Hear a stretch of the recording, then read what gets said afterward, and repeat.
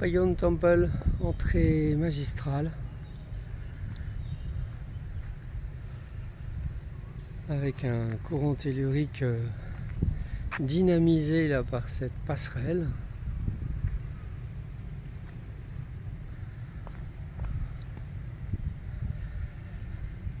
C'est l'ensemble du lieu qui est vraiment énergétique, puisque sur quelques hectares ils ont construit plein de temples, plein de cités. Il y avait l'eau, il y avait les pierres et il y avait les courants telluriques qui savaient dynamiser. Et donc en marchant, je me sens grandir. Je sens grandir. C'est-à-dire que je sens mon aura qui s'élargit, qui grandit, qui s'épaissit. C'est intéressant hein, par rapport à ce que j'avais senti au temple d'Apollon et ce que j'ai senti hier avec l'élévation. Là c'est un temple royal. Hein. Donc je prends mon temps, hein, je savoure. Je savoure. Oui, c'est sympa. Oui. C'est intéressant au niveau énergétique ce qui peut se passer, ce qui peut se produire. En tous les cas c'est beau.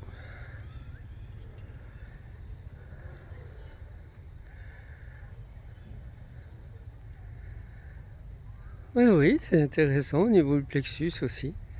Plexus et hara, mon centre de gravité. Donc il y a un premier grand sas énergétique ici, avec des belles pierres. Oui, effectivement, un sas énergétique, un seuil. Et on me re... Ah bah ça c'est une fresque, il y en a qui ont été arrachées. Il y en a qui ont été laissés ou retrouvés. Et donc en me rappelant cette histoire d'une cathédrale dans le nord de la France qui avait été brûlée au XIIe siècle et non reconstruite, mais le terrain avait été laissé intact. Et je sentais en fait les corps énergétiques de la terrasse qui étaient encore là en fait. Les corps subtils, les vibrations subtiles. Et là, bah, je sens la même chose. C'est un peu diffus, hein. Je ne pourrais pas dessiner ce que je sens, mais je sens qu'il y a une structure énergétique au-dessus qui m'accueille et qui m'accompagne. Et je vais continuer à grimper allègrement. Alors je suis dans l'espèce de déambulatoire de la première enceinte et je retrouve les temples secondaires qui sont dans la cour de cette première enceinte. Temples secondaires qui servent encore à enraciner, stabiliser les énergies.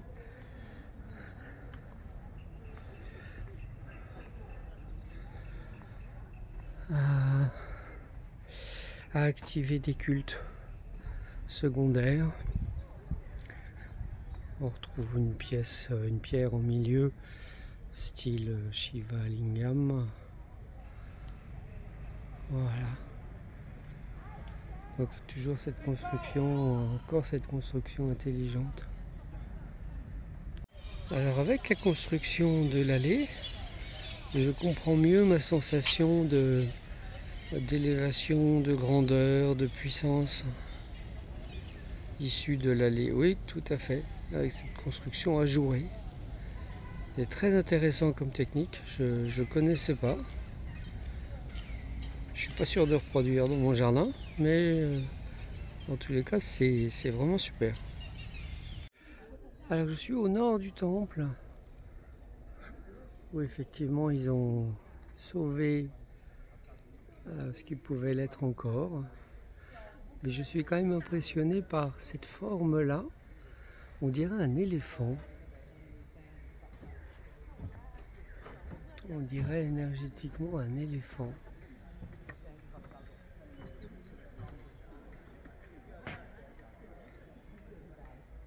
Ah oui, il y a quelque chose comme ça. Et là, on retrouve les temples secondaires, en tous les cas, ce qui en reste. Et avec ces colonnes qui devaient certainement être le support pour marcher.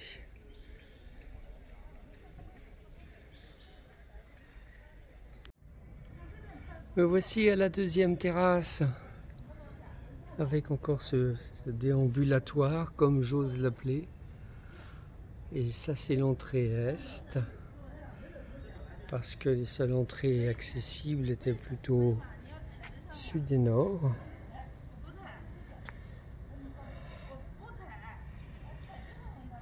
Voilà l'entrée est. À Angkor Wat, chaque direction était associée à une divinité.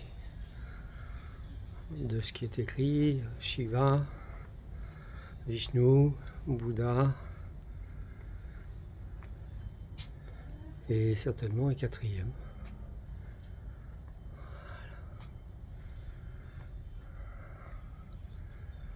Ça c'est joli, ça c'est beau. Ah, que tu es beau! Et encore un petit lieu d'énergie et de culte dans une de ces tourelles qui n'existe plus. Tourelle à chaque angle de ce premier étage.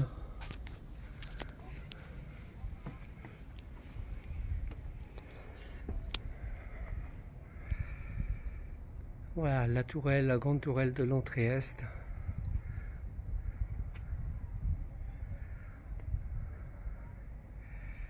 Donc là des pierres reposées pour maintenir la solidité de l'édifice.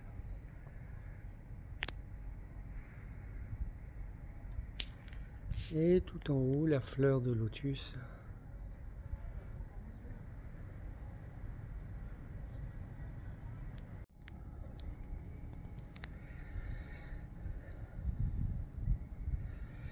Voilà ce que j'appelle le déambulatoire qui fait le tour. Ici vu de l'intérieur avec ses belles sculptures. Et puis la porte d'entrée ouest. Du moins ce qu'il en reste. C'est la porte d'entrée sud qui semble la mieux conservée. Alors je prends le temps de marcher lentement. Je m'attendais à me sentir contenu au niveau énergétique dans mes corps subtils. Et en fait, pas trop. Par contre, je me sens contenu au niveau du coronal. C'est très dense. Et quelque part, c'est ça m'invite c'est une invitation à ne pas se disperser, à rester centré, concentré au niveau du chakra coronal. En tout cas, c'est les effets que j'en sens, je ne sais pas s'ils l'ont fait exprès.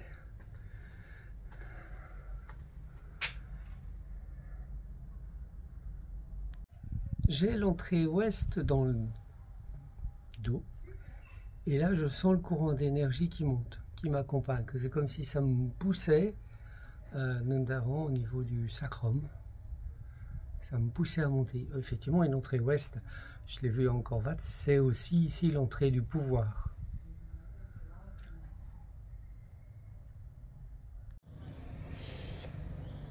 Alors je vois bien là les détails des tours énergétiques. Voilà, pour amplifier les énergies comme un appareil en onde de forme qui nettoie et densifie les gens qui entrent et qui peuvent aussi avoir un aspect initiatique avec les représentations symboliques pour mettre en relation la personne avec les divinités qui sont en sculpture sur le temple, sur la construction. Et la tour sud.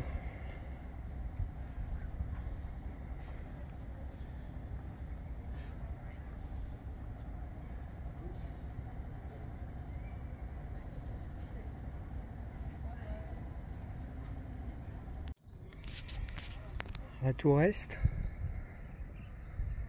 bien accessible visuellement. Et avec ici tout le panorama, la pièce d'eau,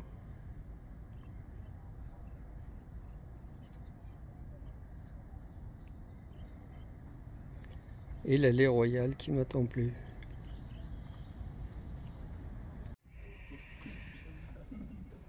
Voilà l'entrée est, avec effectivement no access.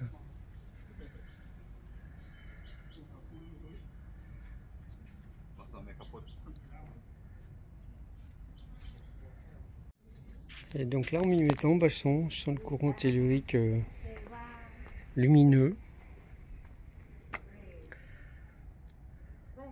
Voilà, qui est vraiment dans l'élévation des énergies. Le coronal est actif. Le cœur aussi, dans un deuxième temps.